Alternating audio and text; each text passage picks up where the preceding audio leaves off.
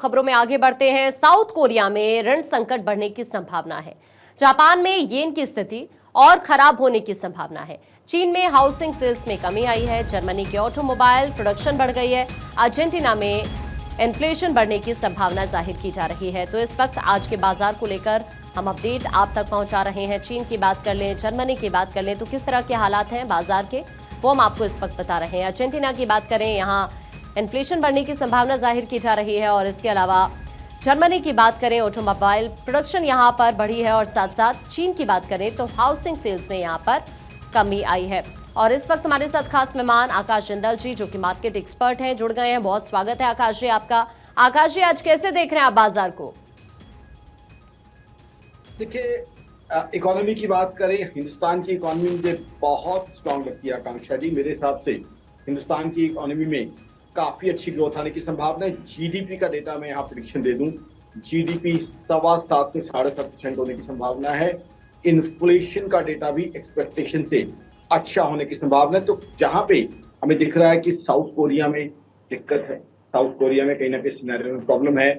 China में देखें तो डिमांड वीक हो रही है। चाइना में बैंक्स का इशू है, चाइना में डेट क्राइसिस है, हाउसिंग इशू है। वहीं और कंट्रीज में देखा जाए, सब में कहीं ना कहीं प्रॉब्लम चल रही है। अमेरिका में हालात ये थे कि अभी से 15 दिन पहले तो ये लग रहा था कि रिसेशन ना आ जाए, लेकिन अब कुछ डेटा बैठ रहा है। तो कहीं ना कहीं सारांश समझ ये निकल रही है कि हिंदुस्तान की इकोनॉमी आज दुनिया की बाकी इकोनॉमीज के मुकाबले से हेड एंड शोल्डर्स बहुत अच्छी पास चल रही है, बहुत बढ़िया ग्रोथ कर रही है, बहुत बढ़िया जीडीपी ग्रोथ एग्जिबिट करने की संभावना है। और साथ ही साथ जीएसटी कलेक्शन और डायरेक्ट टैक्स नंबर्स भी काफी अच्छे आने की संभावना है, ऐसा मुझे लग रहा है। क्योंकि जिस तरीके से बाइंग और कंजम्पशन है, बाइंग और कंजम्पशन का डेटा बहुत बढ़िया से उभर के आ रहा है। अभी आपको बताऊं, रक्षाबंधन का त्योहार था, अब मैं इकोनॉमिक एंगल से इसको एनालाइज कर रहा हूं।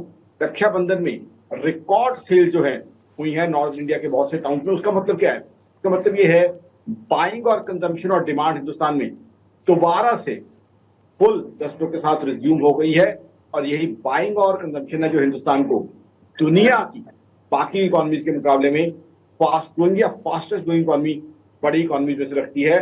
आज जहां चाइना स्ट्रगल कर रहा है, साउथ कोरिया की अपनी प्रॉब्लम्स है, यूएस आज से 15 दिन पहले ये संभावना लग रही थी, ये कयास लगाया जा रहा है कि कहीं रिसेशन में ना चला जाए।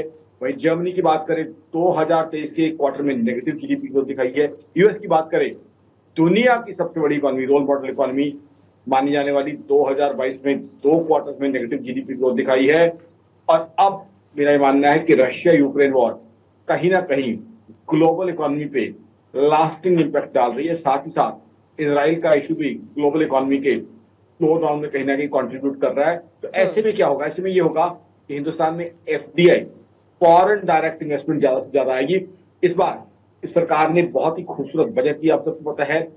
11 लाख करोड़ से ऊपर कैपेक्स, कैपिटल एक्सपेंडिचर, यानी इंफ्रास्ट्रक्चर और एलाइड एक्टिविटीज में पैसा डलेगा। उससे क्या होगा? हिंदुस्तान की ग्रोथ बहुत अच्छी होने वाली है, इंडस्ट्री यहाँ पनपेगी, मेक इन इंडिया का थीम अब चमक के आएगा। और साथ ही साथ ये जो इंफ्रास्ट्रक्चर है सोशल लेवल पे भी बहुत रेलिवेंट होगा, क्योंकि जब सड़कें बनेंगी, हाईवेज बनेंगे, एक्सप्रेसवे बनेंगे, तो गांव से कोई रोगी है तो उनको बड़े शहर हॉस्पिटल पहुंचने में सुगमता रहेगी।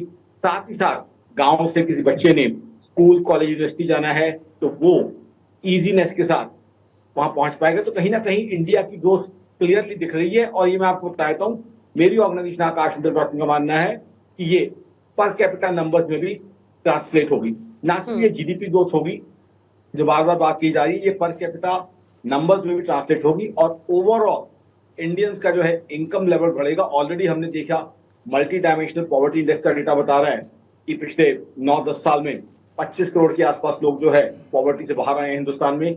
और आई थिंक कहीं ना कहीं प्रॉस्पेरिटी की तरफ क्लियरली हिंदुस्तान बढ़ रहा है।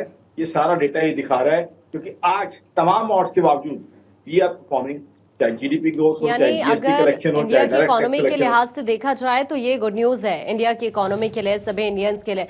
लेकिन सर, चीन में अगर देखें तो हाउसिंग सेल्स में कमी दिखाई दे रही है, यहाँ पर तो गुड न्यूज नजर नहीं आ रही है।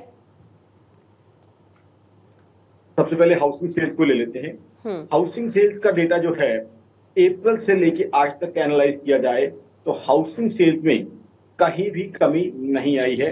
हाउसिंग सेल्स में 3 सेगमेंट आ जाते हैं। एक जो है lower segment, middle segment, premium segment. सबसे ज्यादा सेल जो होती है वो लोअर सेगमेंट और मिडिल सेगमेंट में है। मिडिल सेगमेंट और लोअर सेगमेंट दोनों में बूम है, दोनों में मेजर बाइंग हो रही है। हाँ, लग्जरी सेगमेंट में कुछ हद तक आप कह सकते हैं कि वो वाली ग्रोथ नहीं दिख रही। हाउसिंग का आपको एग्जांपल दूं मैं, हाउसिंग और रियल एस्टेट के ये रेट्स हैं। आज द्वारका एक्सप्रेसवे जैसी मार्केट में आज की तारीख में प्राइसेस चल रही हैं जाके 14,000 से 15,000 रुपए पर स्क्वायर फीट। आज देखिए नोएडा एक्सटेंशन जैसी मार्केट जो कभी ट्रेड कर रही थी 5,000 रुपए फुट, आज आपको प्राइसेस दूं 7 से 8,000 रुपए फुट जो है प्राइसेस चल रहे हैं। सोनीपत जैसी मार्केट जहां पे प्लॉट्स 25,000 30,000 रुपए गज के आसपास ट्रेड कर रहे थे, 50 से 55,000 रुपए जो है प्लॉट्स ट्रेड कर रहे हैं। न्यू चंडीगढ़ की बात करें, न्यू चंडीगढ़ में जो है रियल एस्टेट में फ्लैट्स के प्राइसेस और प्लॉट्स के प्राइसेस में मैं कहूंगा 15 से 20% की ग्रोथ आई है। और दूसरा मेरा मानना है एनसीआर और साथ ही साथ चंडीगढ़ ट्राई सिटी की बात करें, वहां ग्रोथ आने की संभावना है। मुंबई एमएमआर की बात करें, मुंबई एमएमआर वाशी की बात करें, कोपरगांव की बात करें, जो है बेलापुर सीबीडी की बात करें, तो वाशी में 15 से 20% ग्रोथ ऑलरेडी एग्जिबिट हो चुकी है। हाँ, ओल्ड टाउन की बात करें, वहां उस तरह की ग्रोथ नहीं दिख रही। तो आप जहां का भी डेटा दें कहें, मैं दर्शकों के सामने रखने को तैयार हूं। तो ऑलरेडी ग्रोथ दिख रही है और ग्रोथ आगे बढ़ने की संभावना। ठीक है, बहुत शुक्रिया सर आपका, आप हमारे साथ जुड़े।